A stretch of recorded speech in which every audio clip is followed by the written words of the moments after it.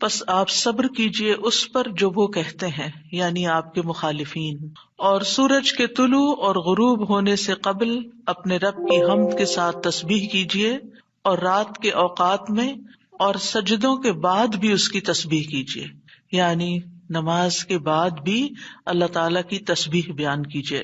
یہاں پر جو خطاب ہے وہ نبی صلی اللہ علیہ وسلم سے ہے، فاصبر علی ما یقولون، یعنی آپ کے دشمن یہ مشرکین آپ کے خلاف جو باتیں کرتے ہیں ان کی باتوں پر آپ صبر کیجئے، جو آپ کو جھٹلا رہے ہیں، جو آپ کو دھمکیاں دے رہے ہیں، جو آپ کے خلاف سازشیں کر رہے ہیں، اس کا جواب آپ صبر کے ساتھ دیجئے، اور اس کے برعکس آپ اپنا تعلق اللہ تعالی سے زیادہ مضبوط کر لیجئے۔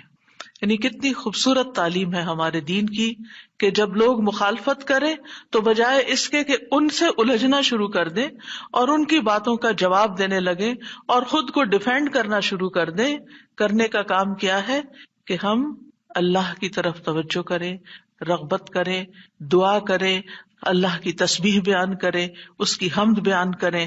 اسی لیے آگے فرمایا وَسَبِّحْ بِحَمْدِ رَبِّكَ، اور اپنے رب کی حمد کے ساتھ اس کی تسبیح بیان کریں، یعنی اللہ سبحانہ وتعالیٰ کو ان باتوں سے پاک قرار دیں جو باتیں یہ مشرکین اللہ سبحانہ وتعالیٰ سے منسوب کرتے ہیں، اور اس کے ساتھ ساتھ اللہ سبحانہ وتعالیٰ کی شان بلند کریں، اس کی تعریف بیان کریں، اس کی ایسی صفات بیان کریں جو اس کے شایان شان ہیں، اور یہ نفی اور اثبات دونوں مل کر اللہ کے کمال کو ثابت کرتے ہیں۔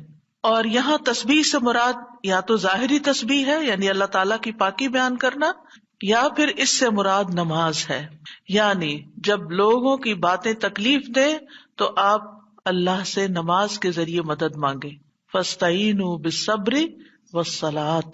اور پھر قبل طلوع الشمس سے مراد فجر کی نماز جو سورج طلوع ہونے سے پہلے ہوتی ہے، اور قبل الغروب سے مراد ظہر اور عصر کی نمازیں ہیں۔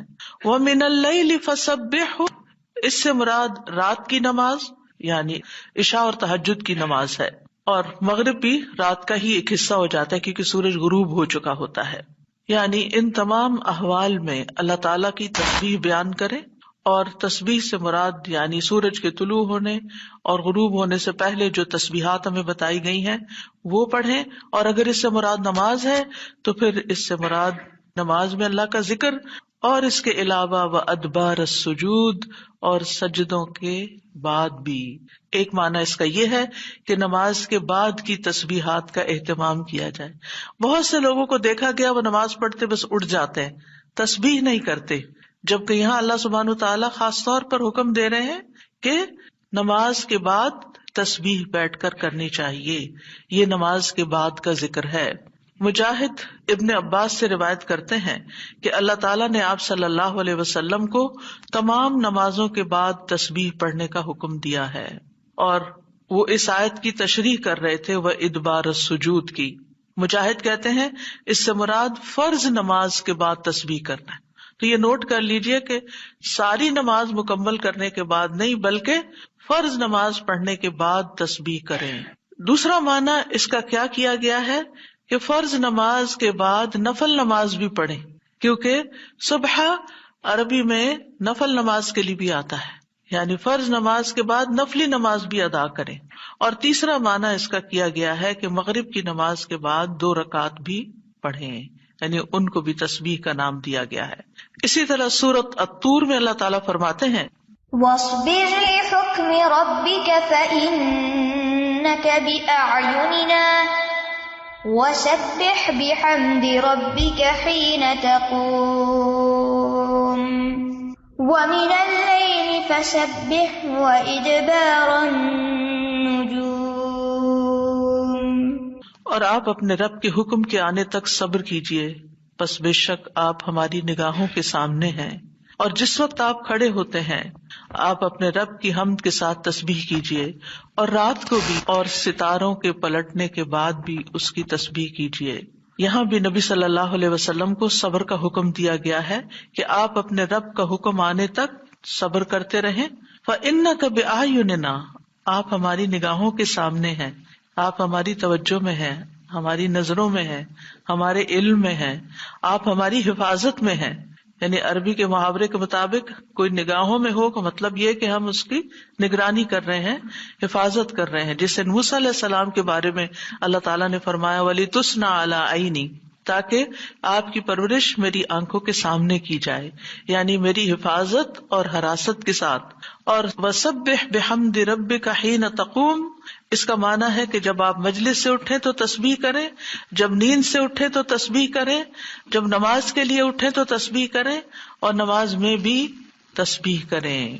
اور اسی طرح تسبیح کے دو اور معنی بھی کیے گئے ہیں کہ رکوع اور سجدوں میں تسبیح کریں، اور پھر دعائے استفتاح میں تسبیح کریں، سبحانک اللہم و بحمدک، یہاں بھی تسبیح ہے. تو آپ دیکھ رہے ہیں کہ ہم دن میں کتنی بار اللہ سبحانہ وتعالیٰ کی تسبیح بیان کرتے ہیں. وَمِنَ اللَّيْلِ فَسَبِّحْ، رات میں بھی تسبیح کریں، اور اس سے مراد رات کی نماز، رات کی تسبیح ہے. جیسے بیڈ پہ جاتے ہوئے تسبیحات فاطمہ نبی صلی اللہ علیہ وسلم نے حضرت فاطمہ کو سکھائی تھی تاکہ ان کی تھکاوٹ دور ہو جائے. نماز کے علاوہ بھی تسبیح کرتے رہنا چاہیے. ادبار النجوم کے بھی 3 معنی ہیں. ایک معنی کیا گیا ہے فجر سے پہلے کی 2 رکعتیں پڑھنا. نبی صلی اللہ علیہ وسلم یہ رکعتیں نہ سفر میں چھوڑتے تھے نہ گھر میں، کبھی بھی آپ نے یہ سنت نماز نہیں چھوڑی. اور پھر اسی طرح اس سے مراد فجر کی 2 رکعات بھی لی گئی، اور نماز کے بعد کی تسبیح بھی مراد ہے. ان دونوں آیات سے پتہ چلتا ہے کہ نماز کے بعد بھی ذکر کرنے کی اہمیت اور ضرورت ہے، جس سے بہت سے لوگ غافل ہوتے ہیں.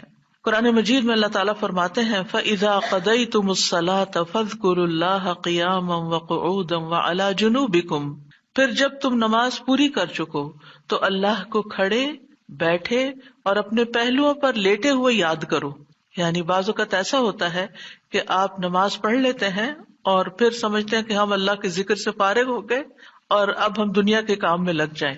ہاں، دنیا کے کام 2-3 طرح سے ہی ہوتے ہیں. یا کھڑے ہو کے کوئی کام ہو رہا ہوتا ہے، آپ کچن میں چلے جاتے ہیں، کوکنگ کر رہے ہیں، آپ اپنا ذکر جاری رکھیں. یا پھر آپ بیٹھ گئے ہیں اور بیٹھ کے کوئی کام کر رہے ہیں، تسبیح جاری رکھیں، ذکر جاری رکھیں. اور اسی طرح اگر آپ لیٹ گئے آرام کرنے کے لیے تو بھی ذکر جاری رکھیں. یعنی ہر حال میں اللہ تعالیٰ کا ذکر کرتے رہیں. اسی طرح سورۃ جمعہ میں اللہ تعالیٰ فرماتے ہیں فَإِذَا قُضِيَتِ الصَّلَاةُ فَانتَشِرُوا فِي الْأَرْضِ وَابْتَغُوا مِن فَضْلِ اللَّهِ وَاذْكُرُوا اللَّهَ كَثِيرًا لَعَلَّكُمْ تُفْلِحُونَ. پھر جب نماز پوری کر لی جائے تو زمین میں پھیل جاؤ اور اللہ کے فضل سے تلاش کرو، یعنی اپنے دنیا کا کام کاروبار کرو اور اللہ کو بہت یاد کرو. یعنی اپنے بزنس آورز میں بھی، اپنی جاب پر بھی اللہ کو نہیں بھولنا. کیوں؟ لعلکم تفلحون، تاکہ تم فلاح پاؤ، کامیاب ہو جاؤ. اسی طرح اللہ سبحانہ وتعالیٰ رمضان کے روزے مکمل کرنے کے بعد کس چیز کا حکم دیتے ہیں؟ وَلِتُكْمِلُوا الْعِدَّةَ وَلِتُكَبِّرُوا اللَّهَ عَلَىٰ مَا هَدَاكُمْ وَلَعَلَّكُمْ تَشْكُرُونَ. اور تاکہ تم تعداد پوری کرو، اور تاکہ تم اللہ کی بڑائی بیان کرو، تکبیرات پڑھو، اور اس پر کہ اس نے تم کو ہدایت بخشی، اور تاکہ تم شکر ادا کرو. اسی طرح حج کے مناسک ادا کرنے کے بعد بھی ذکر کا حکم ہے. فَإِذَا قَضَيْتُم مَّنَاسِكَكُمْ فَاذْكُرُوا اللَّهَ كَذِكْرِكُمْ آبَاءَكُمْ أَوْ أَشَدَّ ذِكْرًا. پھر جب تم اپنے حج کے مناسک پورے کر چکو تو اللہ کو یاد کرو جس طرح اپنے باپ دادا کو یاد کیا کرتے تھے، بلکہ اس سے بھی زیادہ یاد کرنا. یعنی باپ دادا کو یاد کرنے، ماں باپ کو یاد کرنے سے بھی زیادہ اللہ کا ذکر کیا کرو، اللہ سبحانہ تعالیٰ کو زیادہ یاد کیا کرو. کیونکہ انسانوں کی یاد انسانوں کو دکھی کرتی ہے، لیکن اللہ کی یاد دلوں کے اطمینان کا باعث بنتی ہے، دلوں کے اندر سکون کا باعث بنتی ہے. الا بذکر اللہ تطمئن القلوب، خبردار اللہ کے ذکر سے دلوں کو اطمینان نصیب ہوتا ہے. تو آپ نے دیکھا کہ تمام عبادات کے بعد ذکر کا حکم ہے، تسبیح کا حکم ہے، تکبیر کا حکم ہے. اسی طرح نماز کے بعد خاص طور پر، یعنی نماز پڑھتے ہی اٹھ نہیں جانا چاہیے، بلکہ وہاں بیٹھ کر بھی اللہ کا ذکر کرنا چاہیے، اور اس میں غفلت نہیں برتنی چاہیے اور سستی نہیں ہونی چاہیے. بعض لوگ سلام پھیرتے ہی سنت پڑھنے کے لیے کھڑے ہو جاتے ہیں، جیسے آج کل تراویح میں جلدی ہوتی ہے لوگوں کو، تو بس فرض نماز پڑھی، آیت الکرسی کا بھی ٹائم نہیں ملتا کہ جلدی سے. سنت کا ہوتا ہے کہ اگر آیت الکرسی پڑھنے بیٹھ گئے تو سنت رہ جائے گی، امام صاحب تراویح شروع کر دیں گے. تو میں سوچتی ہوں کہ جب گھر سے نکل ہی آئے اللہ کی یاد کے لیے، تو کم از کم مسنون مستحب طریقے سے ہی ہم ساری عبادات کریں تاکہ وہ دل کو پھر اطمینان بھی نصیب ہو. بہرحال ایک نماز کے بعد فوراً اگلی نہیں شروع کر دینی چاہیے، اس کے بیچ کے وقفے میں اللہ کا ذکر کرنا چاہیے. نبی صلی اللہ علیہ وسلم فجر کی نماز کے بعد طلوع آفتاب تک نماز کی جگہ بیٹھے رہتے تھے، اور فجر ارلی شروع کرتے تھے، اندھیرے میں شروع کرتے تھے، اور فجر پڑھنے کے بعد بیٹھے رہتے اور ذکر کرتے رہتے. سماک بن حرب کہتے ہیں، میں نے جابر بن سمرہ سے عرض کیا، کیا آپ رسول اللہ صلی اللہ علیہ وسلم کے پاس بیٹھے تھے؟ انہوں نے فرمایا کہ ہاں، بہت زیادہ، میں بہت بیٹھتا رہا ہوں آپ کے پاس. آپ اپنی نماز کی جگہ سے کھڑے نہیں ہوتے تھے جس جگہ صبح کی نماز پڑھتے تھے جب تک کہ سورج نہ نکل آتا، پھر جب سورج نکل آتا تو آپ کھڑے ہو جاتے. اسی طرح ایک اور روایت میں آتا ہے، نبی صلی اللہ علیہ وسلم جب فجر کی نماز پڑھتے تھے تو اپنی جگہ بیٹھے رہتے یہاں تک کہ سورج خوب اچھی طرح طلوع ہو جاتا. تو پھر اس وقت کیا کرتے تھے؟ اشراق کے نوافل. تو اس سے آپ اندازہ لگائیں، کیا ہم میں سے کوئی یہ کہہ سکتا ہے کہ میں رسول اللہ صلی اللہ علیہ وسلم سے زیادہ مصروف انسان ہوں، میں زیادہ بزی ہوں، میرے بہت کام ہے، میرے پاس بیٹھنے کا وقت نہیں ہے؟ نہیں، یہ صرف نفس کا دھوکہ ہوتا ہے. نفس ہمیں دھوکہ دیتا ہے کہ دیکھو، پہلے تم اٹھے ہو تہجد کے لیے، پھر تم نے پڑھی نماز اور پھر پڑھے اذکار، اور اب تم پھر بیٹھ کے اور انتظار کرو، تو اٹھو کچھ اور کام کرو. اچھا میرا وہ کام بھی ہے، میرا وہ کام بھی ہے، اور اس طرح ہم اپنے آپ کو تسلیاں دے کر اپنی جگہ سے اٹھ جاتے ہیں اور ذکر میں کوتاہی کر جاتے ہیں. جبکہ مستحب یہی ہے کہ اسی جگہ بیٹھ کر، چاہے آپ تلاوت قرآن کریں، چاہے آپ صبح شام کے اذکار، یہی وقت ہے ان کا، سورج نکلنے سے پہلے، اور حفاظت کے لیے جو پڑھتے ہیں وہ انہی اوقات میں پڑھے جاتے ہیں. لہٰذا اس وقت آپ وہ بھی پڑھ سکتے ہیں، آپ تسبیحات کر سکتے ہیں، آپ کوئی بھی اور ذکر، آپ قرآن مجید کا مطالعہ کر سکتے ہیں، تفسیر کی کوئی کتاب پڑھ سکتے ہیں، کوئی تفسیر کا لیکچر سن سکتے ہیں، اپنی تجوید درست کر سکتے ہیں، یعنی کہ کوئی سبق یاد کر سکتے ہیں. یعنی کوئی بھی چیز ذکر کی قسم کی آپ اس وقت میں تسلی کے ساتھ کر سکتے ہیں تاکہ یہ سنت پوری ہو جائے، کیونکہ اس کا اجر و ثواب بہت ہے. جو شخص اسی جگہ بیٹھا رہے اور پھر نفل پڑھ کے اشراق کے اٹھے تو اس کو حج عمرے کا ثواب ملتا ہے. نبی صلی اللہ علیہ وسلم نے صحابہ کو نماز کے بعد کے اذکار سکھائے. ابن تیمیہ رحمہ اللہ کہتے ہیں کہ نبی صلی اللہ علیہ وسلم جب لوگوں کو نماز پڑھاتے تھے تو آپ سلام پھیرنے کے بعد دعا نہیں کرتے تھے، اور نہ صحابہ ایسا کرتے تھے، نہ صبح کی نماز میں، نہ عصر کی نماز میں، نہ دیگر نمازوں میں، بلکہ آپ سے ثابت ہے کہ آپ اپنا چہرہ اصحاب کی طرف کر لیتے، یعنی پلٹ کے واپس بیٹھ جاتے، اللہ کا ذکر کرتے اور ان کو سکھاتے تھے. یعنی اذکار اور دعا میں تھوڑا سا فرق ہے. دعائیں زیادہ سے زیادہ سلام پھیرنے سے پہلے کر لیتے تھے، اور جو اذکار ہوتے تھے جیسے تسبیحات ہیں یا صبح شام کے اذکار ہیں یا باقی اذکار ہیں وہ بعد میں کر لیتے تھے، جیسے لا الہ الا اللہ وحدہ لا شریک لہ، اور اسی طرح دیگر اذکار جو ہیں.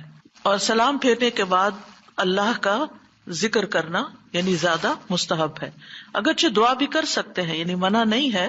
بعض علماء یہ کہتے ہیں کہ نبی صلی اللہ علیہ وسلم نے جو دبر الصلاۃ کا لفظ استعمال کیا نماز کے پیچھے، تو اس سے مراد نماز کے بعد بھی ہے. حضرت عائشہ کہتی ہیں کہ نماز کے بعد کے اذکار شیشے کو صاف کرنے کے بعد اس کو چمکانے کی طرح ہے. یعنی نماز میں آپ نے اپنی صفائی کر لی اور اب بعد کے اذکار کے جو آپ کو اور زیادہ چمکا رہے ہیں. نماز نور ہے، یہ دل کو صاف کر دیتی ہے، دل کو روشن کر دیتی ہے، جیسے کہ شیشے کو صاف کیا جاتا ہے. اور نماز کے بعد ذکر کرنا ایسا ہے جیسا کہ شیشے کو چمکایا جاتا ہے. فرشتے بھی دعائیں کرتے ہیں. رسول اللہ صلی اللہ علیہ وسلم نے فرمایا، جب تک تم اپنے مصلے پر جہاں تم نے نماز پڑھی تھی بیٹھے رہو اور ریاح خارج نہ کرو، گیس پاس نہ کرو، تو فرشتے تم پر برابر درود بھیجتے رہتے ہیں. یعنی اگر کوئی شخص فجر کی نماز پڑھ کے اپنے وضو کی حالت میں سورج نکلنے تک بیٹھا رہتا ہے تو آپ اپنے لیے بھی ذکر کر رہے ہیں اور فرشتے بھی آپ کے لیے دعائیں کر رہے ہیں. کیا دعا کرتے ہیں؟ اللہم اغفر لہ، اللہم ارحمہ، اے اللہ اس کی مغفرت فرما، اے اللہ اس پر رحم فرما. اور یہ اس وقت تک ہوتا رہتا ہے جب تک وہ وضو توڑ کر فرشتوں کو تکلیف نہ پہنچائے، یعنی جب گیس پاس ہوتی ہے اور اس کی اسمیل سے پھر فرشتوں کو تکلیف ہوتی ہے، تو فرشتے جو ہیں وہ پیاز کی اسمیل اور لہسن کی اور جسم سے نکلنے والے، اگر پسینہ بہت آ رہا ہے اور کپڑے نہیں آپ تبدیل کرتے، رات کے کپڑوں میں اٹھ کے نماز شروع کر دیتے ہیں اور وہ اسمیلی کپڑے ہوتے ہیں، تو اس سے فرشتے آپ سے دور رہتے ہیں. اور اسی طرح اگر یعنی خوراک میں کوئی ایسی چیز ہے کہ آپ کی گیس میں بہت اسمیل ہے، تو یہ چیز بھی فرشتوں کو تکلیف دیتی ہے اگر آپ مصلی پر بیٹھے ہیں یا آپ ذکر کی حالت میں ہیں. پھر اس وقت ذکر کرنا جو ہے اولاد اسماعیل سے غلام آزاد کرنے سے افضل عمل ہے، خاص طور پر اگر ہم لا الہ الا اللہ وحدہ لا شریک لہ والی تسبیح پڑھتے ہیں. ابو امامہ سے مروی ہے، رسول اللہ صلی اللہ علیہ وسلم نے فرمایا، سورج طلوع ہونے تک میں بیٹھ کر اللہ تعالیٰ کا ذکر کروں، اس کی بڑائی، اس کی حمد و تسبیح اور تحلیل کروں، یہ مجھے اولاد اسماعیل میں سے 2 غلام آزاد کرنے سے زیادہ محبوب. یعنی اس وقت کا ذکر ایسا ہے جیسے آپ نے اتنا بڑا صدقہ بھی کر دیا. اسی طرح عصر کے بعد سورج غروب ہونے تک ذکر کرنا مجھے اولاد اسماعیل میں سے 4 غلام آزاد کرنے سے زیادہ محبوب ہے. یعنی عصر پڑھ کر بھی آپ مغرب تک ذکر کر سکتے ہیں. اگر عام دنوں میں نہیں تو آپ جمعے کے دن تو کر ہی سکتے ہیں، کیونکہ اس دن دعائیں قبول ہوتی ہیں. لیکن عموماً ہم اپنی غفلت اور سستی کی وجہ سے کوئی اور کام شروع کر دیتے ہیں اور ہم ان قیمتی اوقات کی قدر نہیں کرتے، ہماری پرائرٹیز نہیں ہوتی. یعنی انسان کو جب پتہ چلتا ہے کہ یہ بزنس کا پیک آور ہے تو وہ کیا کرتا ہے؟ اس وقت کہیں اور سیر کو چلا جاتا ہے؟ نہیں، اس وقت وہ سارے کام چھوڑ کر اس کام کی طرف متوجہ ہو جاتا ہے جو اس کو سب سے زیادہ فائدہ دینے والا ہے. تو اسی طرح بعض سلف صالحین کہتے ہیں کہ ہم نے جمعے کے دن عصر کے بعد مغرب تک جو دعا کی ہماری قبول ہوئی. یعنی یہ قبولیت دعا کا خاص وقت ہوتا ہے. جیسے صبح کا وقت بکرتن نماز فجر سے لے کر سورج نکلنے تک کا ہے، بڑا ہی قیمتی وقت ہے ذکر اذکار کے لیے. اسی طرح عصر کی نماز سے لے کر مغرب تک کا وقت بھی بڑا ہی قیمتی ہے. تو اس میں آپ دیکھیے خصوصاً آج کل آپ روزے سے ہیں، روزہ دار کی بھی دعا قبول ہوتی ہے. اور اس میں بھی امت کے نیک لوگوں کا طریقہ یہی رہا ہے کہ وہ روزہ کھلنے سے پہلے سارے کام چھوڑ دیتے تھے اور ذکر اذکار میں مصروف ہو جاتے تھے، دعائیں کرنے میں مصروف ہو جاتے تھے. تو آپ بھی اپنے لیے کچھ پلان اس طرح کریں کہ جمعے کا دن اور ہم کم از کم رمضان کا مہینہ عصر کا وقت جو ہے اس سے پہلے اپنے کام ختم کر کے مصلی پہ بیٹھے یا کرسی پہ بیٹھے یا لیٹنا چاہتے تو لیٹ جائیں، کیونکہ پہلی آیت یہی بتائی گئی تھی نا کہ آپ کھڑے یا بیٹھے یا لیٹے ہر حال میں اللہ کا ذکر کر سکتے ہیں. الذین یذکرون اللہ قیاما وقعودا وعلی جنوبہم، وہ جو اللہ کا ذکر کرتے ہیں کھڑے، بیٹھے اور لیٹے، جس بھی پوزیشن میں آپ کرنا چاہیں آپ ذکر کر سکتے ہیں. اور اس میں تسبیح کیجیے، حمد و ثنا کیجیے اللہ تعالیٰ کی اور دعائیں مانگیے. اور الحمدللہ ہمارے پاس کتابوں کی شکل میں دعاؤں کا اتنا پیارا ذخیرہ ہے جو مسنون اوتھینٹک دعائیں قرآن و سنت سے ہم نے جمع کی ہیں.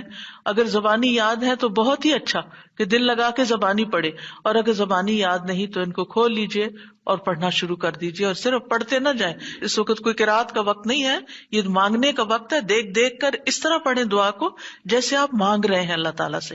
تو انشاءاللہ آپ کے دین، دنیا، آخرت کے سارے مسائل حل ہوں گے اور ایک پرامن پرسکون زندگی بسر کریں گے اگر ان اوقات کی آپ قدر کر لیں. کیونکہ جو قبولیت کے اوقات ہیں ان کو گنوانا نہیں چاہیے، ان کو ہاتھ سے جانے نہیں دینا چاہیے. آپ صبح فجر کے وقت مثلاً اگر رمضان میں ہر روز 1 سپارہ پڑھتے ہیں، آدھا سپارہ فجر کے بعد پڑھ لیں، آدھا سپارہ عصر کے بعد پڑھ لیں. تو اس طرح بیلنس بھی ہو جائے گا، آپ کا دل نہیں گھبرا، کیونکہ ہمارا نفس جو ہے نا وہ اتنا آزاد منشا کہ وہ کہیں ایک جگہ بیٹھنے کی قید قبول نہیں کرتا. وہ بار بار ہمیں کہتا ہے اچھا فون چیک کر لو، اچھا وہ کر لو، وہ کر لو، اور توجہ اور یکسوئی سے ہمیں ذکر اذکار نہیں کرنے دیتا. تو اس کو ٹیم کرنے میں، اس کو ڈسپلن کرنے میں وقت لگے گا. لیکن ونس ایک دفعہ آپ عادی ہو گئے، آپ نے اس گھوڑے کو قابو کر لیا، آپ نے اس کو بٹھا لیا. جیسے بچے کو بٹھانے میں مشکل ہوتی ہے لیکن جب بیٹھ جاتے پھر بیٹھ جاتے ہیں. تو پھر انشاءاللہ آپ دیکھیں گے کہ آپ کے لیے یہ گھڑیاں بڑی پر لذت ہو جائیں گی. آپ ان گھڑیوں کو انجوائے کریں گے، آپ کا اور زیادہ دل چاہے گا کہ کاش یہ اور لمبی ہو جائے. اچھا روزہ کھل گیا، ابھی تو میرا یہ بھی اور یہ بھی ٹارگٹ پورا نہیں ہوا.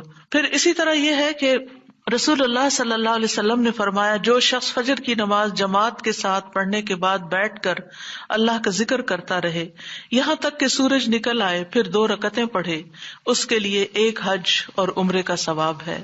انس فرماتے ہیں، پھر رسول اللہ صلی اللہ علیہ وسلم نے 3 بار فرمایا، پورا پورا پورا، یعنی پورا ثواب حج عمرے کا، پورا ثواب حج عمرے کا، پورا ثواب۔ یعنی آپ سوچئے کہ حج عمرہ کرنا کوئی آسان کام ہے؟ مشکل کام ہے، جس میں مال بھی انوالو ہے، آپ کی ایفرٹ بھی، آپ کا گھر چھوڑنا بھی، سب کچھ۔ لیکن اگر آپ کو ایک مصلی پہ بیٹھ کے اتنا بڑا اجر و ثواب ملتا ہے تو اور کیا چاہیے۔ صرف بات ہے اپنے نفس کو منانے کی، اپنے دل کو اور اپنے آپ کو ڈسپلن کرنے کی، اور ایک دفعہ آپ نے شروع کر لیا، اور اگر نہیں ہو پا رہا تو اللہ سے دعا کریں کہ اللہ تعالیٰ توفیق دے دے، اللہ تعالیٰ آسان کر دے، تو انشاءاللہ آپ کے لیے آسانی بھی ہو جائے گی۔ پھر اسی طرح نبی صلی اللہ علیہ وسلم نے فرمایا، اللہ تعالیٰ فرماتا ہے کہ میں اپنے بندے کے ساتھ ہوتا ہوں جب وہ مجھے یاد کرتا ہے اور میری یاد میں اپنے ہونٹ ہلاتا ہے۔ اور ایسے لوگ جو ذکر میں آگے ہوتے ہیں وہ درجات میں بھی بہت آگے ہیں، سبقت لے جانے والے ہیں، فالسابقون السابقون ہیں۔ رسول اللہ صلی اللہ علیہ وسلم نے فرمایا، مفردون سبقت لے گئے۔ صحابہ نے پوچھا، یا رسول اللہ مفردون کون ہوتے ہیں؟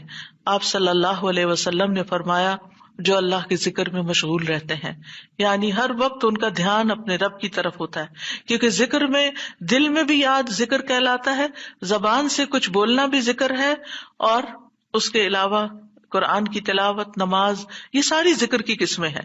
یعنی کچھ فارمل ہے، کچھ انفارمل ہے، کچھ خبر ہے یعنی جیسے تسبیحات وغیرہ ہوتی، کچھ میں دعا ہوتی ہے، طلب ہوتی ہے، اللہ تعالیٰ سے اپنی حاجت مانگتے ہیں، یہ ساری چیزیں ذکر میں شمار ہوتی ہیں۔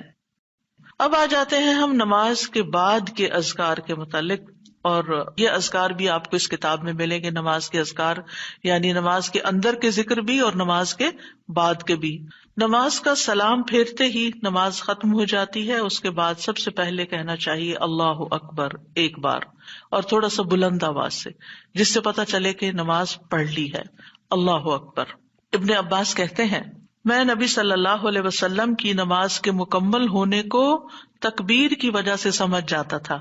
یعنی مثلا کوئی نفل پڑھ رہا ہے تو آپ کو نہیں پتہ چلتا کہ پڑھ چکا یا نہیں، لیکن اگر اس نے بلند آواز سے کہہ دیا اللہ اکبر تو پتہ چل گیا کہ ہاں اس کی نماز مکمل ہو گئی ہے۔ کیوں اللہ اکبر کہیں؟ کہ اللہ ہر چیز سے بڑا۔ آپ دیکھیں ہم نے نماز کا آغاز کس سے کیا تھا؟ اللہ اکبر سے کیا تھا، اور نماز میں کئی بار ہم نے اللہ اکبر کہا، اور اب نماز کے اختتام پر بھی اللہ اکبر، رمضان کے اختتام پر بھی اللہ اکبر، یعنی اللہ کی تکبیر بیان کرنا۔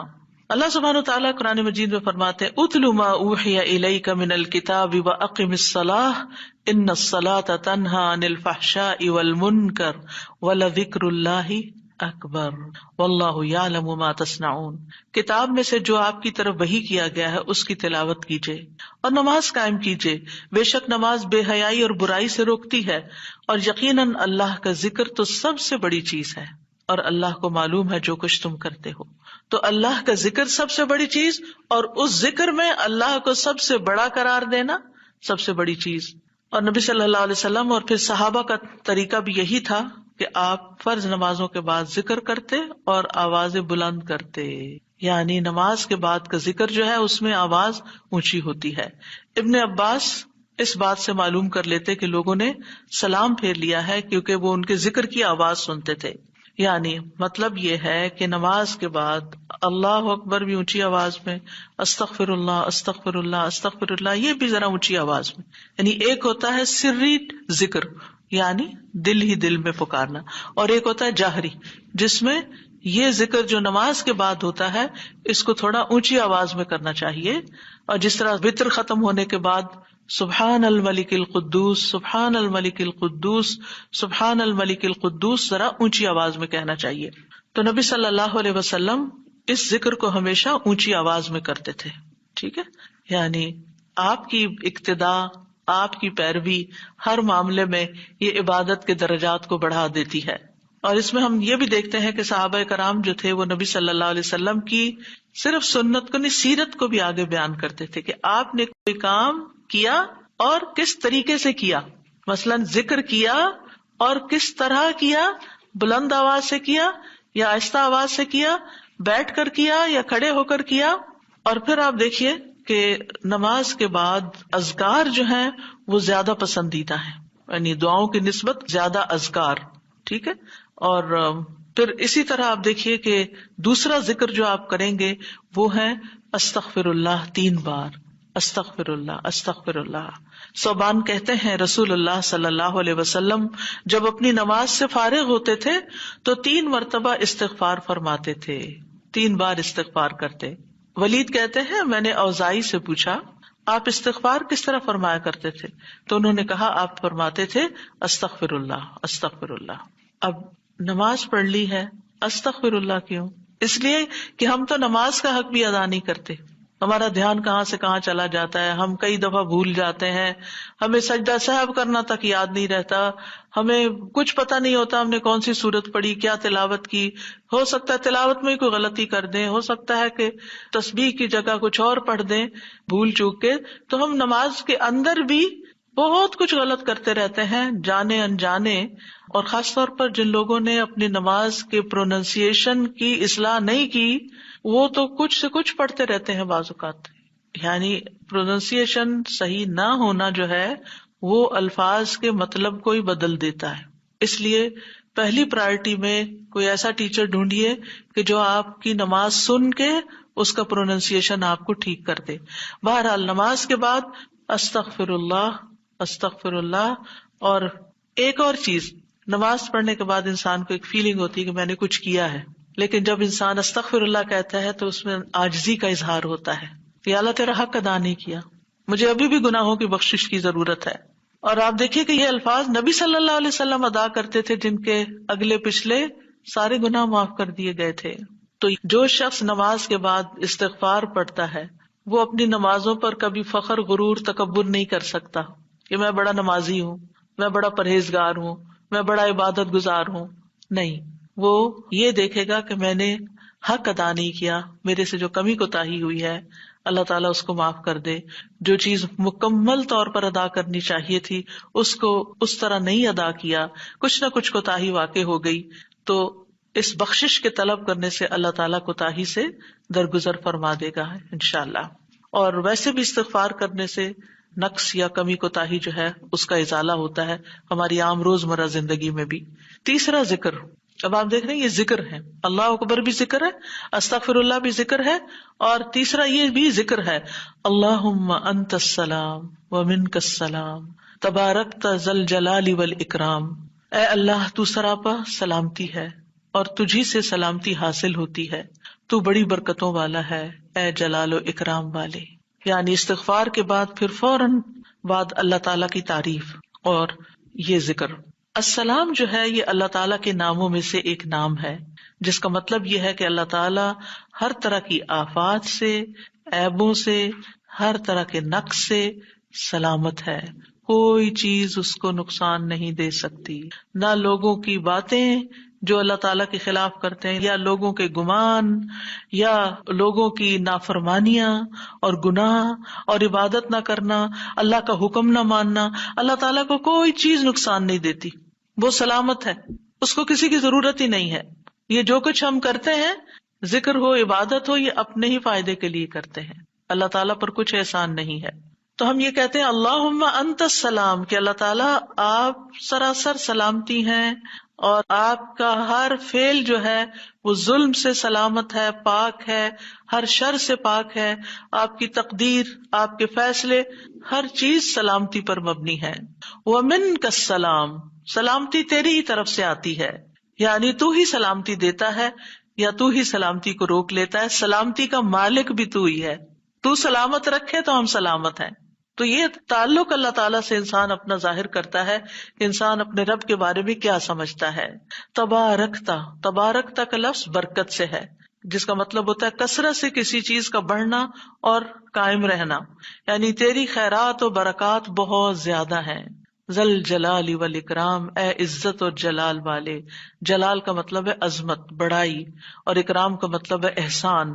یعنی تو اپنے بندوں کو عزت و اکرام دیتا ہے، اپنے رسولوں کو، اپنے انبیاء کو اور اپنے صالح بندوں کو تو ہی عزت اور اکرام اور برکتیں عطا کرتا ہے، ساری نعمتیں تیری ہی طرف سے ہیں. اور یہ کتنا خوبصورت ذکر ہے جو ہم ہر نماز کے بعد کرتے ہیں، یا جو نہیں کر رہے انہیں لازماً کرنا چاہیے، کہ اللہ سبحانہ وتعالیٰ سے ہم اپنے اچھے گمان کا اظہار کرتے ہیں اور ایک طرح سے انڈائریکٹلی سلامتی اور برکت طلب بھی کرتے ہیں. آپ دیکھیے عموماً ہم جب کسی چیز کے اندر فائدہ دیکھتے ہیں تو ہم خیر اس سے وابستہ کر لیتے ہیں، یہ ہے تو کام ہوگا، یہ نہیں تو کام ہی نہیں ہوگا. مثلاً آپ کوئی قلم خریدتے ہیں اور اس سے لکھنا شروع کرتے ہیں اور آپ کو اچھا لگتا ہے، یا آپ اس سے جو لکھنا چاہتے تھے آرٹیکل یا کوئی چیز یا نوٹس اپنے تو بڑے اچھے لکھ پاتے ہیں، تو آپ کہنے لگتے ہیں یہ قلم بڑا مبارک ہے. ٹھیک ہے بھائی، قلم اچھا ہے، فائدہ دے رہا ہے آپ کو، لیکن اصل تو اللہ نے آپ کے لیے یہ وسیلہ بنایا کہ اس نے آپ تک یہ پہنچایا. تو اصل برکت اور خیر اور سلامتی کا منبع اللہ رب العزت کی ذات ہے. چیزوں کے ساتھ مت چمٹ جائیے اور ان پر اتنے ڈپینڈنٹ نہ ہو جائیں کہ اللہ کو بھول جائیں اور اللہ تعالیٰ کی نعمت اور اللہ تعالیٰ کا احسان یاد نہ کریں. تو اس لیے ہر نماز کے بعد ہم اس بات کا اقرار کرتے ہیں کہ ساری برکتیں تیری ذات سے ہیں یا رب، ساری سلامتی تیری طرف سے ہے یا رب، عزت اور اکرام تیری ہی طرف سے ہے یا رب، تو ہی جس کو چاہے اس پر احسان فرماتا ہے، لہٰذا ہم یہ سب کچھ تجھ سے ہی طلب کرتے ہیں.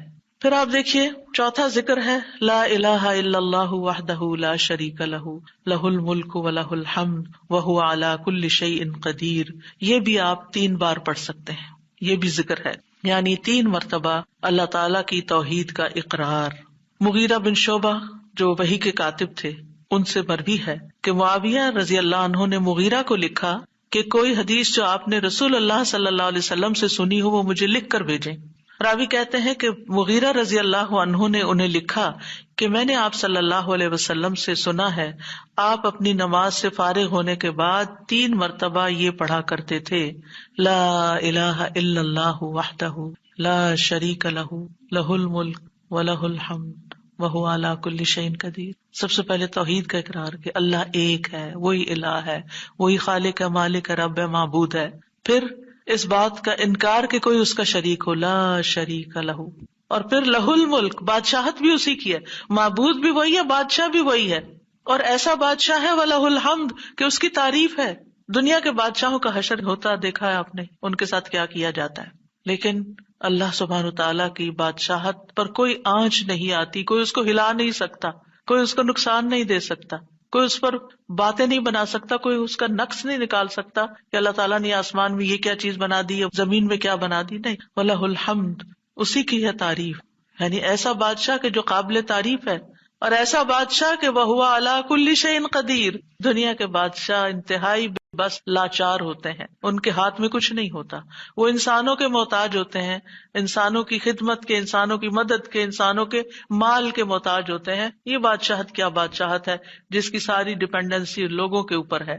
تو اصل بادشاہت تو اللہ کی ہے کہ جو ہر چیز پر پوری قدرت رکھتا ہے. تو آپ اس احساس کے ساتھ اگر اللہ تعالیٰ کا یہ ذکر کرتے ہیں تو آپ کا دل ایک سکون سے بھر جائے گا، ایک خوشی سے بھر جائے گا کہ میں ایسی ہستی کو جانتی ہوں، ایسی ذات کو جانتی ہوں کہ جو اتنی خوبیوں کی مالک ہے. کیونکہ یہ انسان کی فطرت میں ہے، انسان کی نفسیات میں ہے کہ وہ کسی چیز کی تعریف کر کے خوش ہوتا ہے، اور عام طور پر ہم صرف سامنے نظر آنے والی چیزوں کی تعریف کر کر کے خوش ہوتے رہتے ہیں، اور تھوڑے دن کے بعد وہ بھی خراب ہو جاتی ہے، وہ تعریف بھی ساتھ ہی چلی جاتی ہے. انسان ہے تو مر جاتے ہیں، ان کے اعمال ہے تو ختم ہو جاتے ہیں، اور کبھی وہ اچھے ہوتے ہیں اور پلٹ بھی جاتے ہیں. وہ کہاں گئی تعریفیں؟ جوان ہے تو بڑھاپے میں ساری تعریفیں چلی گئی، مالدار تھے تو غریب ہوئے تو ساری تعریفیں چلی گئیں. اسی طرح علم ہے اور جنون لاحق ہو گیا تو ساری تعریفیں چلی گئیں، سب کچھ الٹ گیا. اور دنیا کے یہ سارے نظارے آپ نے دیکھے ہوں گے کہ جب ہر نعمت لوگوں پر الٹ جاتی. اسی لیے ہم دعا کرتے ہیں نا کہ اللہم انی اعوذ بک من زوال نعمتک، کہ اللہ نعمتوں کے زوال سے بچانا. یہ انتہائی تکلیف دہ چیز ہے، لیکن یہ ایک دنیا کا قانون ہے، یہ سب کچھ ہوتا ہے اور ہماری آنکھیں دیکھتی ہیں. لیکن اللہ سبحانہ وتعالی ان سب چیزوں سے پاک ہے، اس کو کوئی زوال نہیں اور اس کا کوئی کچھ بگاڑ نہیں سکتا، اور وہ ہر چیز پر پوری طرح قادر ہے، جو چاہے کر سکتا ہے، اور تعریف اسی کے لیے ہے. 5واں ذکر لا الہ الا اللہ وحدہ لا شریک لہ لہ الملک ولہ الحمد وہو علی کل شیء قدیر. اللہم لا مانع لما اعطیت ولا معطی لما منعت ولا ينفع ذا الجد منك الجد. اللہ کے سوا کوئی الہ نہیں، وہ اکیلا ہے، اس کا کوئی شریک نہیں، بادشاہت اسی کی ہے اور تمام تعریف اسی کے لیے ہے، اور وہ ہر چیز پر پوری طرح قدرت رکھنے والا ہے. اے اللہ، جو کچھ تو نے دیا ہے اسے کوئی روکنے والا نہیں، اور جو کچھ تو نے روک دیا اسے کوئی دینے والا نہیں، اور کسی مالدار کو تیری بارگاہ میں اس کا مال نفع نہیں پہنچا سکتا. ابتدا میں تو وہی اللہ کی توحید بیان ہوئی، اس کی بادشاہت اور اس کی حمد کا ذکر ہے اور اس کی قدرت کا ذکر ہے، اور اس کے بعد کہ جو اللہ نے دیا، جو وہ دینا چاہتا ہے اسے کوئی روک نہیں سکتا. یہاں بھی آپ دیکھیں، مانگ کچھ نہیں رہی، یہ ذکر ہے، یہ دعا نہیں، یہ کیا ہے؟ ذکر ہے. اور جو کچھ تو نے روک دیا کوئی دے ہی نہیں سکتا، اور سارے ہی مالدار فقیر ہیں، اور خاص طور پر تیرے سامنے فقیر ہیں. یا ایھا الناس انتم الفقراء الی اللہ واللہ هو الغنی الحمید. اے لوگو، تم سب اللہ کے فقیر ہو، اللہ کے محتاج ہو، اور اللہ ہی غنی، مالدار اور وہی قابل تعریف ہے. واللہ هو الغنی الحمید. ٹھیک ہے. نبی صلی اللہ علیہ وسلم جب سلام پھیرتے تھے تو یہ دعا پڑھا کرتے تھے یا یہ ذکر کیا کرتے تھے. اور اس میں آپ دیکھیے کہ یہ جو عقیدہ ہے نا کہ اللہ روکے تو کوئی دے نہیں سکتا، یہ انسان کو بڑا اطمینان دے دیتا ہے. اگر کوئی چیز، کوئی خیر آپ کی طرف آنے سے رکی ہوئی ہے تو وہ اللہ ہی نے روکی ہوئی ہے، آپ پر رحمت کی وجہ سے. بدگمان نہ ہو اس سے، کسی وجہ سے رکی ہوئی ہے. آپ کسی کی کوئی اچھی چیز دیکھتے ہیں، کسی کا مینشن دیکھتے ہیں تو سوچتے ہیں کتنا خوش قسمت ہے، کتنے بڑے گھر میں رہتا ہے. کسی کے پاس فراری دیکھتے ہیں تو آپ کہتے ہیں واہ کتنا خوش قسمت ہے. لیکن آپ کو نہیں پتا کہ یہی چیزیں اس کے لیے کتنی بڑی آزمائش بنی ہوئی ہیں، آپ نہیں جانتے. اور اگر اللہ نے آپ کو نہیں دی تو آپ کو بہت سے شر سے محفوظ رکھا ہوا ہے. تو اللہ کا روکنا بھی خیر کا باعث ہوتا ہے. یہ سبق پکا کر لیں کہ جب اللہ تعالیٰ کوئی چیز نہیں دیتا یا دیر سے دیتا ہے یا روک لیتا ہے اور کوئی چارہ نہیں ہوتا، آپ کہتے ہیں میری کوئی دعا قبول نہیں ہو رہی، میرا کوئی طریقہ کام نہیں آ رہا، تو اس میں بھی کوئی خیر ہوتی ہے، کیونکہ جو اللہ نے مقدر میں لکھا ہے وہ پہنچ کے رہے گا. کوئی روک نہیں سکتا جو تو دے، اور کوئی دے نہیں سکتا جو تو روک لے. اور جسے اللہ نے آپ کے مقدر میں لکھا ہے وہ آپ تک آئے گا ہی آئے گا. سورۃ فاطر میں اللہ تعالیٰ فرماتے ہیں ما یفتح اللہ للناس من رحمت فلا ممسک لها وما یمسک فلا مرسل له من بعدہ وہو العزیز الحکیم. جو کچھ اللہ لوگوں کے لیے رحمت میں سے کھول دے اسے کوئی بند کرنے والا نہیں، اور جو وہ بند کر دے اس کے بعد اسے کوئی کھولنے والا نہیں. حدیث میں آتا ہے ما اصابک لم یکن لیخطئک وانما اخطأک لم یکن لیصیبک. جو کچھ تمہیں پہنچا وہ تم سے خطا ہونے والا نہیں تھا، اور جو نہیں ملا وہ ہرگز ملنے والا نہیں تھا. قرآن مجید میں سورۃ الرعد میں اللہ تعالیٰ فرماتے ہیں وَإِذَا أَرَادَ اللَّهُ بِقَوْمٍ سُوءًا فَلَا مَرَدَّ لَهُ.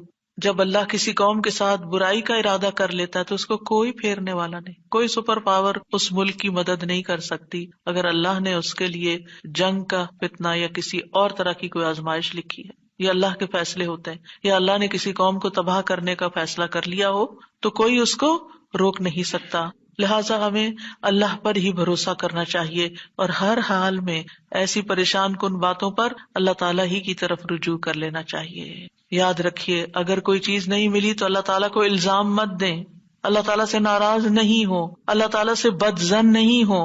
یہ روکنا اس کی رحمت ہے. انسان اگر ان دو جملوں پر ایمان لے آئے تو پھر اس کا مکمل بھروسہ اللہ کی ذات پر ہو جائے گا. وہ رزق کے بارے میں اللہ پر ہی توکل کرے گا، نقصان کو دور کرنے اور بھلائی کو پانے کے لیے اللہ پر ہی بھروسہ کرے گا. وہ اللہ کو اپنے لیے کافی سمجھے گا. یعنی جہاں کہیں دل چھوٹا ہوا، جہاں کہیں کوئی پریشانی آئی، کہتے حسبی اللہ و نعم الوکیل.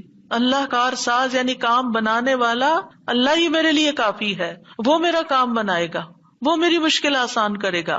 تو یہ توحید ربوبیت اور الوہیت پر مشتمل جملے ہیں. ابن تیمیہ کہتے ہیں یہ حدیث دو عظیم اصولوں پر مشتمل ہے.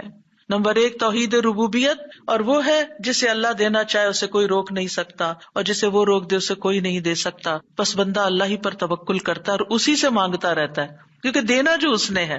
تو پھر کسی اور سے کیوں مانگے گا، کسی اور سے توقع لگا کے کیوں بیٹھ جائے گا، کسی اور کے در پہ کیوں جائے گا. اس کو پتا ہے صرف اللہ ہی نے کرنا ہے جو کرنا ہے. اس سے عقیدہ توحید پکا ہوتا چلا جاتا ہے کہ صرف اللہ ہی نے کرنا ہے. اور توحید الوہیت ولا ينفع ذا الجد منك الجد. عام طور پر انسان یہ سمجھتا ہے میرے پاس مال ہے، مجھے کوئی مشکل نہیں، یعنی جب کوئی کام سامنے آتا ہے نا تو فوراً دیکھتا ہے کتنا ہے بینک میں، کتنا کیش رکھا ہے، کیا ہے میرے پاس، کتنی پراپرٹی ہے، یعنی فوراً انسان کا دماغ گھوم کے اس طرف چلا جاتا ہے نا، بہت ہے، انف ہے، کام ہو جائے گا۔ اللہ چاہے گا تو ہوگا، صرف آپ کے مال سے کچھ نہیں ہوتا۔ آپ سارا لگا دیں، بزنس میں پورا لاس ہو سکتا ہے، پھر بتائیے آپ کے مال نے آپ کو کیا فائدہ دیا؟ کچھ نہیں ہو سکتا جب تک اللہ نہ چاہے۔ مال بھی جب فائدہ دیتا ہے جب اللہ چاہتا ہے، اولاد بھی جب فائدے کی ہوتی ہے جب اللہ چاہتا ہے، کسی انسان سے فائدہ صرف اس وقت پہنچتا ہے جب اللہ چاہتا ہے۔ آپ نے دیکھا ہوگا کتنے ہی اچھے سے اچھے لوگ ہوتے ہیں ہر وقت کام آنے والے، ایک وقت ایسا آتا ہے وہ ایسے بےچارے مجبور ہوتے ہیں کہ ان کو نہ کرنی پڑتی ہے کہ بھائی سوری یہ نہیں کر سکتے، کیونکہ سب کچھ ان کے اختیار میں نہیں ہے، سب کچھ ان کے بس میں نہیں ہے۔ اسی طرح انسان کے پاس بعض اوقات کوئی عہدہ ہوتا ہے، انفلوئنس ہوتا ہے، وہ سمجھتا ہے یہ عہدہ ہے میرے پاس، میں سب کچھ کر سکتا، نہیں کر سکتے۔ آپ نے دیکھا ہوگا دنیا کے بڑے بڑے ملکوں کے جو حکمران ہوتے ہیں کتنے بے بس ہوتے ہیں، کچھ بھی نہیں ہوتا ان کے ہاتھ میں، اپنی تقدیر نہیں بنا سکتے، اپنا فائدہ نہیں کر سکتے۔ اور پھر آپ دیکھیے کہ اللہ سبحانہ وتعالیٰ دنیا اسے بھی دیتا ہے جس سے وہ محبت کرتا ہے، اور اسے بھی دیتا ہے جس سے وہ محبت نہیں کرتا۔ لیکن یاد رکھیے ایمان اس کو دیتا ہے، دین کی سمجھ اس کو دیتا ہے جس سے وہ محبت کرتا ہے۔ وَمَن يُرِدِ اللَّهُ بِهِ خَيْرًا يُفَقِّهْهُ فِي الدِّينِ۔ دنیا تو سب کے پاس، مومن مسلم کافر سب کے پاس ہو سکتی ہے دنیا کے بڑے بڑے فائدے ہر ایک کو مل سکتے ہیں، لیکن دین اس کو ملتا ہے جس سے اللہ محبت کرتا ہے۔ لہذا انسان کو اللہ ہی کی طرف رغبت کرنی چاہیے، اور کبھی بھی اپنے مال پہ، اپنے جاہ پہ، اپنے ریسورسز پہ، اپنی قوتوں پر، اپنے علم پر کبھی بھروسہ نہیں کرنا چاہیے کہ یہ میرے لیے کچھ بنائیں گے اور ان کی وجہ سے میں آگے بڑھ جاؤں گا اور ان کی وجہ سے میرا بہت فائدہ ہوگا۔ کہ اللہ فائدہ لائے گا نا، ان میں سے کوئی ایک چیز بھی آپ کے پاس نہیں ہوگی تو آپ کا کام بن جائے گا۔ اور اگر فائدہ نہیں دینا نا اللہ نے ان ساری چیزوں کے ہوتے ہوئے، کئی دفعہ لوگ کہتے ہیں نا ہر چیز ہے میرے پاس لیکن پھر بھی میرا یہ مسئلہ حل نہیں ہوتا، معلوم نہیں کیوں رکاوٹ آ گئی، اور پھر وہ غلط سوچنا شروع کر دیتے ہیں، فلاں کی بندش ہے، فلاں کی نظر ہے، فلاں نے یہ کر دیا۔ نہیں، نفع اور نقصان دونوں اللہ کے ہاتھ میں، نہ کسی کی نظر آپ کو نقصان دے سکتی ہے، نہ کسی کا جادو آپ کو نقصان دے سکتا ہے، نہ کسی کا حسد آپ کو نقصان دے سکتا ہے اگر اللہ نہ چاہے۔ لہٰذا اسی سے دعا کرتے رہیں، اور جو پروٹیکشن کی دعائیں اس نے سکھائی ہیں وہ پڑھتے رہیں، اور باقی بھروسہ اللہ کی ذات پر کریں۔ پھر چھٹا ذکر ہے لا الہ الا اللہ وحدہ لا شریک لہ لہ الملک ولہ الحمد وہو علی کل شیء قدیر لا حول ولا قوۃ الا باللہ لا الہ الا اللہ ولا نعبد الا ایاہ لہ النعمۃ ولہ الفضل ولہ الثناء الحسن لا الہ الا اللہ مخلصین لہ الدین ولو کرہ الکافرون۔ اللہ کے سوا کوئی الہ نہیں، وہ اکیلا ہے، اس کا کوئی شریک نہیں، بادشاہت اسی کی ہے اور تمام تعریف اسی کے لیے ہے، اور وہ ہر چیز پر پوری طرح قدرت رکھنے والا ہے، اور گناہ سے بچنے کی طاقت اور نیکی کرنے کی طاقت اللہ کے سوا کوئی دینے والا نہیں، اللہ کے سوا کوئی الہ نہیں، ہم صرف اسی کی عبادت کرتے ہیں، اسی کی ساری نعمتیں ہیں، اسی کا سارا فضل ہے اور اسی کے لیے خوبصورت تعریف ہے۔ اللہ کے سوا کوئی الہ نہیں، ہم اسی کے لیے دین میں اخلاص رکھنے والے ہیں اگرچہ کافر ناپسند کریں۔ ابن زبیر سلام پھیر کر ہر نماز کے بعد یہ کہتے، اور راوی کہتے ہیں کہ انہوں نے کہا کہ رسول اللہ صلی اللہ علیہ وسلم ہر نماز کے بعد ان کلمات کے ساتھ تحلیل کیا کرتے تھے، یعنی اللہ تعالیٰ کی حمد و ثنا بیان کرتے تھے۔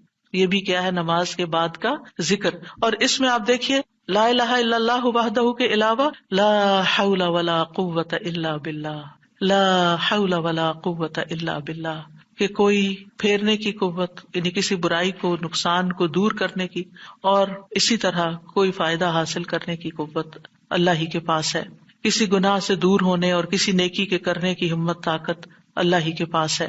تو یہ لا حول ولا قوت الا باللہ بہت فائدہ دیتا ہے اور اس کی کثرت کرنے کو کہا گیا ہے۔ اور لا الہ الا اللہ ولا نعبد الا ایاہ، ہم صرف اسی کی عبادت کرتے ہیں۔ لہ النعمت ولہ الفضل ولہ الثناء الحسن، نعمت بھی اور فضل بھی اور اچھی تعریف سب اللہ ہی کے لیے ہے، اور ہم مخلص ہو کر اللہ کی عبادت کرتے ہیں، مخلصین لہ الدین لا الہ الا اللہ ولو کرہ الکافرون، اگرچہ کافر ناپسند کریں، ان کو ہماری توحید اچھی نہ لگے، لیکن پھر بھی ہم صرف ایک اللہ ہی کو مانتے ہیں۔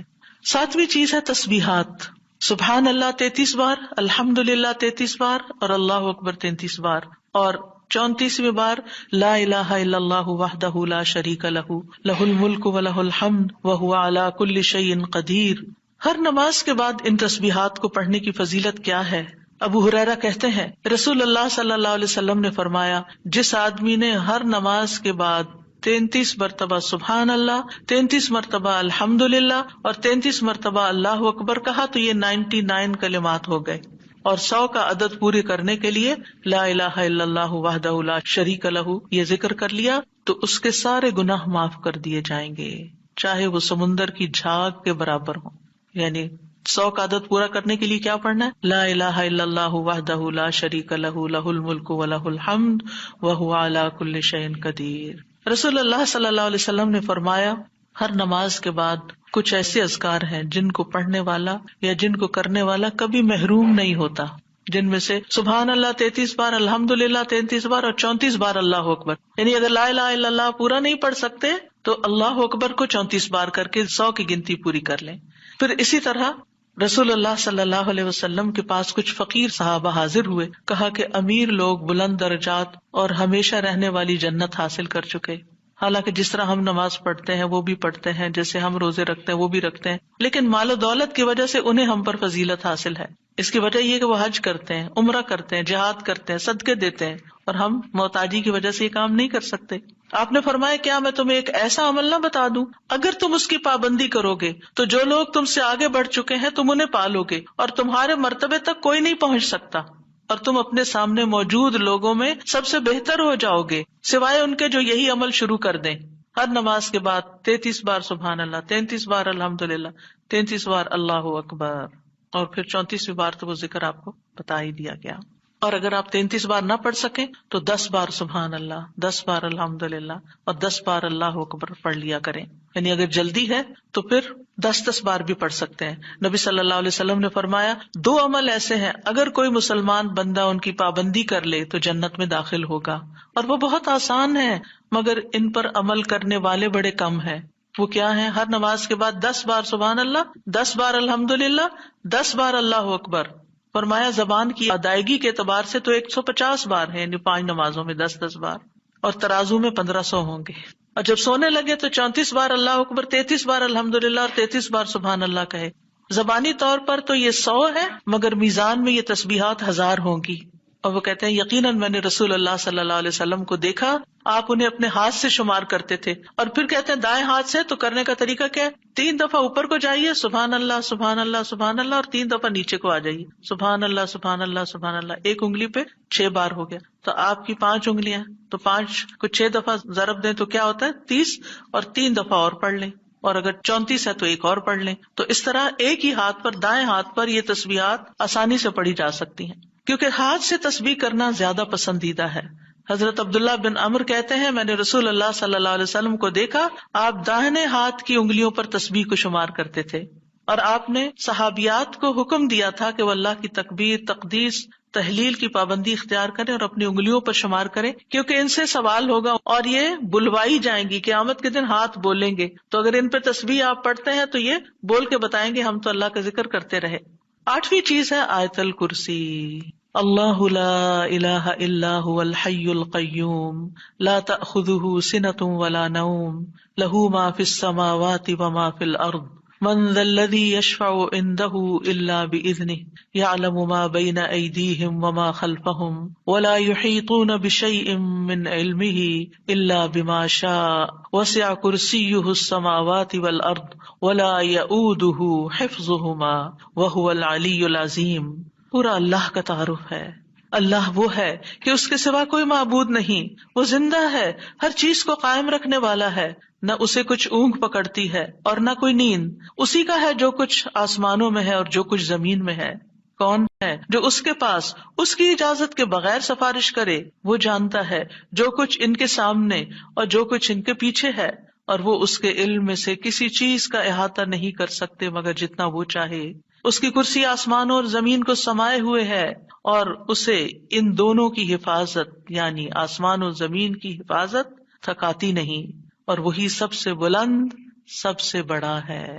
ہر نماز کے بعد آیت الکرسی پڑھنے کی فضیلت یہ ہے کہ جو شخص نماز کے بعد اس کو پڑھ لیتا ہے اور اس نماز کے بعد اس کی ڈیتھ ہو جاتی ہے تو فرمایا اس کو موت کے علاوہ کوئی چیز جنت میں جانے سے نہیں روک سکتی، مر گیا تو سیدھا جنت میں۔ یہ قرآن مجید کی سب سے افضل آیت ہے۔ ابو ذر غفاری کہتے ہیں میں مسجد حرام میں داخل ہوا اور رسول اللہ صلی اللہ علیہ وسلم کو اکیلے دیکھ کر آپ کے پاس آ کے بیٹھ گیا۔ میں نے کہا یا رسول اللہ صلی اللہ علیہ وسلم کون سی آیت افضل ہے جو آپ پہ نازل ہوئی؟ آپ نے فرمایا آیت الکرسی۔ کرسی کے مقابلے میں 7 آسمان اس طرح ہے جیسے بیابان زمین میں کوئی چھلا گرا پڑا ہو، اور پھر کرسی کے مقابلے میں عرش کا حجم اتنا ہے جیسے اس چھلے کے مقابلے میں بیابان کا وجود۔ اور یہ قرآن مجید کی سب سے عظیم آیت بھی ہے۔ ابی ابن کعب سے روایت ہے ایک مرتبہ نبی صلی اللہ علیہ وسلم نے ان سے پوچھا اللہ کی کتاب میں سب سے عظیم آیت کون سی ہے؟ انہوں نے کہا اللہ اور اس کا رسول ہی زیادہ جانتے ہیں۔ آپ نے یہ سوال کئی مرتبہ دہرایا تو ابی ابن کعب نے کہا آیت الکرسی۔ یہ سن کر آپ نے فرمایا ابو المنذر تمہیں تمہارا علم مبارک ہو، اس ذات کی قسم جس کے ہاتھ میں میری جان ہے، عرش کے پائے کے پاس یہ اللہ بادشاہ کی پاکیزگی بیان کرتی ہوگی، اس کی ایک زبان اور 2 ہونٹ ہوں گے، یعنی جو لوگ اس پڑھیں گے وہ ان کے حق میں ایک طرح سے گواہ ہوگی۔ 9ویں چیز جو نماز کے بعد پڑھنی چاہیے وہ ہے معوذات، سورۃ الاخلاص، سورۃ الفلق، سورۃ الناس۔ پہلی سورت میں اللہ تعالیٰ کی توحید بیان ہوئی ہے، دوسری سورت میں انسان کو پناہ مانگنے کے لیے کہا گیا ہے، کہہ دیجئے میں مخلوق کے رب کے پناہ پکڑتا ہوں اس چیز کے شر سے جو اس نے پیدا کی، اور اندھیری رات کے شر سے جب وہ چھا جائے، اور گرہوں میں پھونکنے والیوں کے شر سے، اور حسد کرنے والے کے شر سے جب وہ حسد کرے۔ انہی چیزوں کا خوف رہتا ہے نا، کوئی جادو کر دے گا، کوئی حسد کر لے گا۔ ہر نماز کے بعد پڑھیں گے کس وقت وہ کرے گا؟ اس کو تو آپ موقع ہی نہیں دے رہے کہ وہ جادو کرے یا آپ سے حسد کرے۔ ہر 2 نمازوں کے بیچ میں جو کوئی ایسا فتنہ فساد آیا اس کا ازالہ ہوتا چلا جائے گا۔ عقبہ بن عامر کہتے ہیں کہ رسول اللہ صلی اللہ علیہ وسلم نے مجھے حکم دیا تھا کہ میں ہر نماز کے بعد معوذات پڑھا کروں، یعنی یہ 3 صورتیں پڑھا کروں۔ 10ویں چیز ہے رب اعنی علی ذکرک و شکرک و حسن عبادتک، اللہ کے ذکر، اس کے شکر اور اچھی عبادت پر اللہ کی مدد مانگنا۔ معاذ بن جبل کہتے ہیں کہ رسول اللہ صلی اللہ علیہ وسلم نے میرا ہاتھ پکڑا اور فرمایا اے معاذ اللہ کی قسم میں تم سے محبت کرتا ہوں۔ کتنے خوش قسمت تھے معاذ رضی اللہ عنہ۔ میں نے عرض کیا یا رسول اللہ صلی اللہ علیہ وسلم میں بھی آپ سے محبت کرتا ہوں، تو رسول اللہ صلی اللہ علیہ وسلم نے فرمایا تم پابندی سے ہر نماز میں یہ دعا مانگا کرو رب اعنی علی ذکرک و شکرک و حسن عبادتک۔ معاذ رضی اللہ عنہ جو ہیں 33 سال کی عمر میں امواس کے طاعون میں شہید ہو گئے تھے۔ He was only 33 years old۔ ان کا مقام کیا تھا؟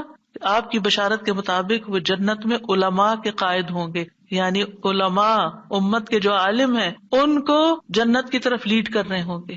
کس وجہ سے آپ صلی اللہ علیہ وسلم نے ان سے محبت کا اظہار کیا؟ علم کی وجہ سے، علم کے حریص تھے اور نیکی کے کاموں میں آگے آگے، اور اتنی چھوٹی عمر میں عین جوانی کے وقت فوت بھی ہو گئے، اور کتنا بڑا درجہ اور مقام پا گئے۔ ہمیں آج تک یہ سمجھ نہیں آتی کہ کون سے کام ایسے کریں کہ جس سے اللہ کی محبت ملے، جس سے اللہ کا قرب نصیب ہو، اور جس سے ہمیں رسول اللہ صلی اللہ علیہ وسلم کی محبت اور آپ کی شفاعت نصیب ہو۔ تو یہ ایک دعا ہے ان دعاؤں میں سے جو آپ نے خاص طور پر حضرت معاذ کا ہاتھ پکڑ کے قسم کھا کے محبت کا اظہار کر کے آپ کو یہ دعا سکھائی۔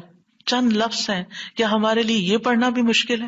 پھر ہم اپنے لیے اس دنیا سے کیا کما رہے ہیں؟ اگر ہمیں اتنی بھی توفیق نہیں کہ نماز کے بعد ٹک کے یہ 4 کلمے پڑھ لیں تو پھر ہماری نمازیں کیا ہیں؟ ہم نے کیا مانگا اللہ سے؟ ہم تو دنیا کی اور آخرت کی خیر سے محروم ہو گئے۔ اور یہ دعا آپ دیکھیے اللہم سے بھی شروع ہوتی ہے اور ربی سے بھی شروع ہوتی ہے، دونوں کا ایک ہی تقریباً مطلب ہے، ایک میں الوہیت ہے اور ایک میں ربوبیت ہے۔ یعنی میں اللہ سے درخواست کرتا ہوں کہ اے اللہ مجھے اپنے ذکر پر، اور ذکر میں قرآن، نماز، تحلیل، تسبیح، استغفار، درود، سب چیزیں شامل ہیں، اللہ مجھے توفیق دے۔ اور پھر وہ شکر کی بھی توفیق۔ اور آپ دیکھیے کہ جب ہم دعا مانگتے ہیں نا کہ اللہم انی علی ذکرک، تو مطلب یہ ہے کہ ہماری زبان جو ہے وہ آپ کی اطاعت کرتی رہے، وہ کلمات بولتی رہے جس سے آپ کا ذکر ہوتا رہے۔ یعنی ایک تو ہے یہ مسنون اذکار ان کا پڑھنا، اور ایک یہ ہے کہ اللہ تعالیٰ کی نعمتوں کا ذکر کرنا، اللہ تعالیٰ کے احسانات کا ذکر کرنا، اللہ تعالیٰ کی قدرت کی نشانیوں کا ذکر کرنا، اللہ کے فضل کا ذکر کرنا۔ وَأَمَّا بِنِعْمَةِ رَبِّكَ فَحَدِّثْ، یہ بھی ذکر ہے۔ آپ اپنے بچوں کے ساتھ بات کر رہے ہیں اور اللہ تعالیٰ کے بارے میں کوئی بات کر رہے ہیں، دین کے بارے میں کوئی بات کر رہے ہیں، تو یہ بھی ذکر میں شمار ہو. تو اللہ مجھے توفیق دے، اللہ میری مدد کر. کیونکہ ہمارے پاس وقت بھی ہوتا ہے، ہمارے پاس صلاحیت بھی ہوتی ہے، لیکن ہم توجہ نہیں کرتے، ہم کرتے نہیں ہے کام، کیونکہ توفیق نہیں ہوئی نا.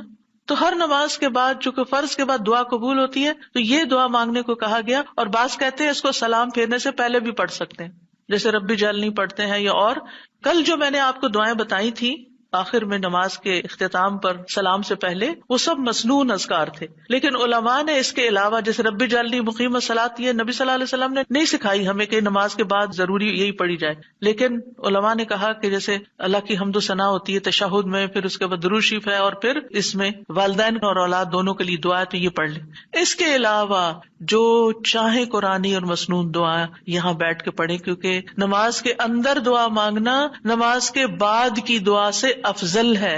قبولیت کے زیادہ چانسز ہیں، جس سے اکثر لوگ غافل ہیں. سلام پھیرنے سے پہلے اللہم انی اسألک الجنۃ واعوذ بک من النار 3 دفعہ یہ پڑھ لیں. جو آپ کا دل چاہے پڑھیں، بس اردو میں نہیں، عربی میں یاد کریں کچھ دعائیں، قرآنی دعائیں، مسنون دعائیں اس وقت پڑھتے رہیں. تو پھر دوسرا ہے وشکر کا. شکر کہاں سے ادا ہوتا ہے؟ زبان سے بھی ہوتا ہے، لیکن اس کا اصل مقام دل ہے، وہ دل سے اٹھتا ہے. ذکر کی بات کر کے ہم نے کہا کہ یا اللہ ہماری زبان کو اپنی اطاعت کی توفیق دے، اور شکر کی بات کر کے ہم نے کہا کہ اللہ ہمارے دل کو اپنے ذکر کی توفیق دے، اپنی یاد کی توفیق دے، اور شکر ادا کرنے کی توفیق دے. یعنی میں ساری ظاہری اور باطنی نعمتوں پر اللہ کا شکر ادا کرنے کی توفیق مانگتا ہوں. یہ مطلب ہے اس دعا کا. زبان کا شکر کیا ہے کہ بندہ اللہ کی نعمتوں کا ذکر کرتا ہے، اور اعضاء سے شکر کیا ہے کہ بندہ اللہ کی اطاعت کے کام کرتا ہے. کیونکہ اللہ تعالیٰ نے آل داؤد کو کیا کہا تھا؟ اعملوا آل داؤد شکرا وقلیل من عبادی الشکور. اے داؤد کے گھر والو، شکر ادا کرنے کے لیے عمل کرو، اور میرے بندوں میں کم ہی شکر گزار ہیں. اللہ کا شکوہ ہے بندوں سے، کم ہی شکر گزار. کیوں؟ اس لیے کہ شیطان نے کہا تھا وَلَا تَجِدُ أَكْثَرَهُمْ شَاكِرِينَ، کہ انسانوں کی اکثریت کو آپ شکر کرنے والا نہیں پائیں گے. اور وَلَقَدْ صَدَّقَ إِبْلِيسُ ظَنَّهُ، ابلیس نے اپنا گمان سچ پایا کہ بندوں کو شکر سے ہٹا دیا. تو شکر کی توفیق مل جائے تو پھر شکر ادا کیا جائے. اور یہ شکر کا سلسلہ تو کہیں ختم ہوتا ہی نہیں، کیونکہ اتنی نعمتیں ہیں کہ ہم گن ہی نہیں سکتے. ابن رجب کہتے ہیں کہ دین میں یا دنیا میں اللہ کی ہر نعمت جو بندے کو حاصل ہوتی ہے، اس میں نعمت کا شکر ادا کرنے کی ضرورت ہوتی ہے. پھر جو شکر کی توفیق ملتی ہے اس پر بھی شکر ادا کرنے کی ضرورت ہے. یعنی شکر پر بھی شکر، یہ ایک اور نعمت ہے، اس میں دوبارہ شکر ادا کرنے کی ضرورت ہے. پھر دوبارہ شکر کیا تو ایک اور نعمت مل گئی، اب کیا ہے؟ ایک اور دفعہ شکر کریں. اور یہ سلسلہ ہمیشہ جاری رہتا ہے، یعنی شکر کا سلسلہ کبھی ختم نہیں ہونا چاہیے، شکر کرتے ہی چلے جائیں. وحسن عبادتک، اور اپنی خوبصورت عبادت کی توفیق عطا فرما. اور خوبصورت عبادت اسی وقت ہو سکتی ہے جب اس میں اخلاص ہو، اور نبی صلی اللہ علیہ وسلم کی اتباع ہو، اطاعت ہو. اطاعت اعضاء سے کی جاتی ہے، یعنی ہمارے اعضاء، ہاتھ پاؤں، ہمارا جسم یہ عبادت میں مشغول ہوتا ہے. بعض اوقات ہم ڈھیروں عبادت کر لیتے، ڈھیر سارے نفل پڑھ لیتے، بہت کچھ کر لیتے، لیکن اس کو کوئی کوالٹی نہیں ہوتی. یہاں یہ نہیں کہا گیا کہ کثیر عبادتک، یہاں کیا کہا گیا؟ حسن عبادتک، کہ اللہ خوبصورت عبادت کی توفیق دے. امام ابن تیمیہ کے بارے میں آتا ہے کہ جب وہ قید ہوئے تو اپنے سجدوں میں یہ دعا پڑھا کرتے تھے، اللہم اعنی علی ذکرک و شکرک و حسن عبادتک. کیونکہ اللہ کی توفیق کے بغیر ہم یہ کام نہیں کر سکتے. جس کی زندگی میں ذکر آ گیا، جس کی زندگی میں شکر آ گیا، اور جس کی زندگی میں خوبصورت عبادت آ گئی، وہ خوش قسمت ترین انسان ہے، اس کو سبھی کچھ مل گیا. اور جو ان چیزوں سے محروم ہے پھر ہر خیر سے محروم ہے، چاہے دنیا کی قارون جیسی دولت اس کے پاس کیوں نہ ہو، پوری دنیا اس کی فین ہو، اس کی تعریفیں کرے اور اس کی فدائی شدائی ہو، کوئی فائدہ نہیں ہے. ایک اور دعا ہے رب قنی عذابک یوم تبعث عبادک، اے میرے رب مجھے اس دن کے عذاب سے بچانا جس دن تو اپنے بندوں کو اٹھائے گا.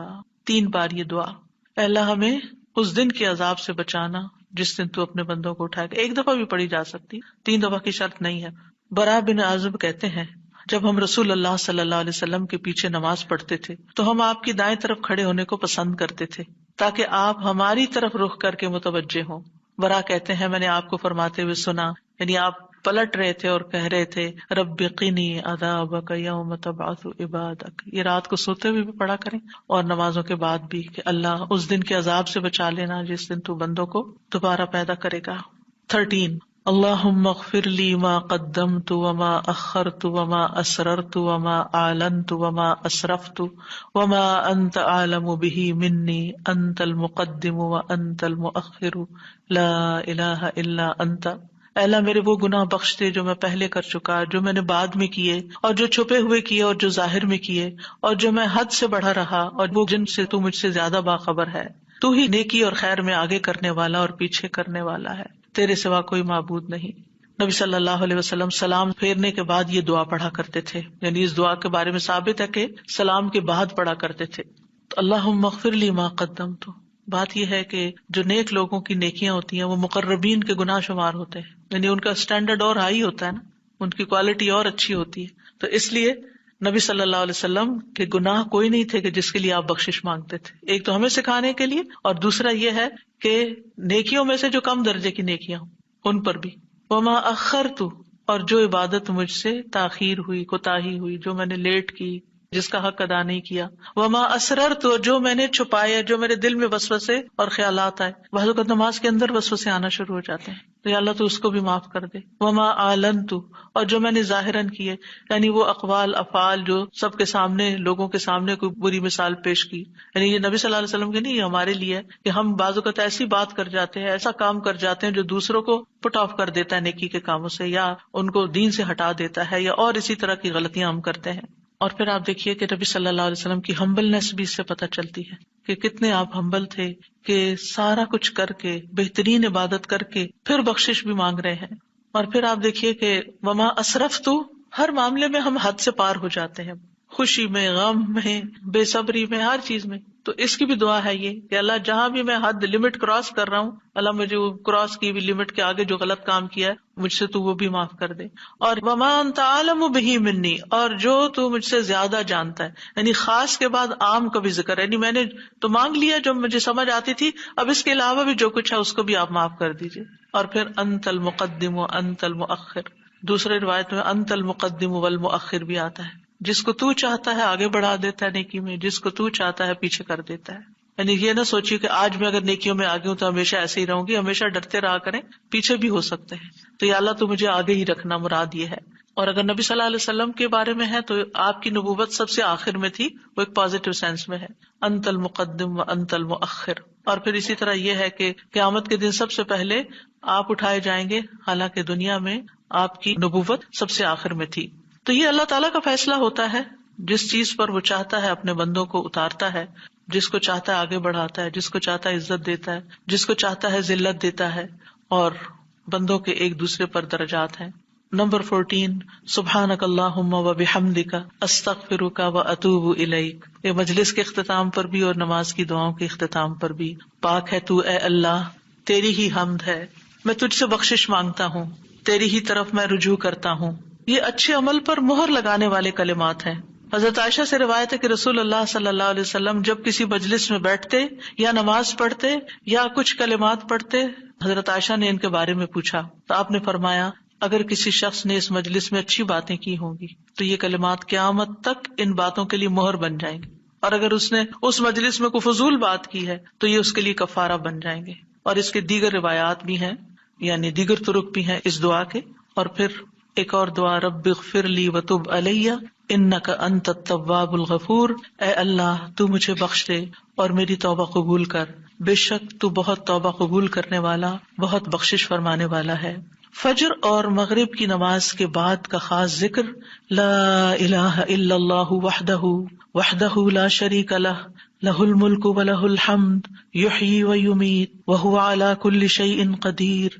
اللہ کے سوا کوئی الہ نہیں، وہ اکیلا ہے، اس کا کوئی شریک نہیں، بادشاہت اسی کی ہے، تمام تعریف اسی کے لیے ہے، اور وہ ہر چیز پر پوری قدرت رکھنے والا ہے.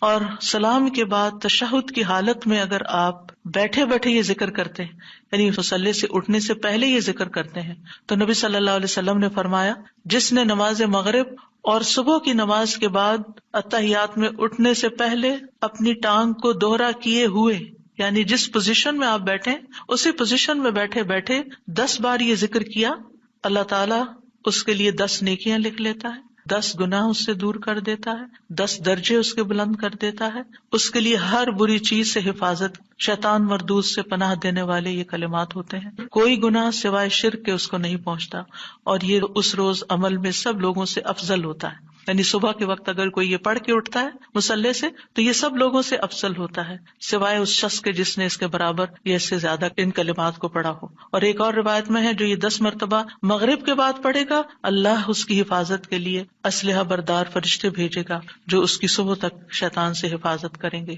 اللہ تعالیٰ سے دعا ہے کہ اللہ تعالیٰ ہمارے ان اعمال کو قبول کرے اور ہمیں اس ذکر کی توفیق دے۔ میں یہ پڑھتے ہوئے سوچ رہی تھی کہ جو شخص یہ ساری دعائیں پڑھے نماز کے بعد، اس کے پاس فضول کام کرنے کا کون سا وقت باقی بچے گا۔ وآخر دعوانا ان الحمد للہ رب العالمین۔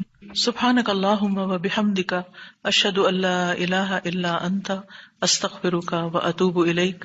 السلام علیکم ورحمۃ اللہ وبرکاتہ۔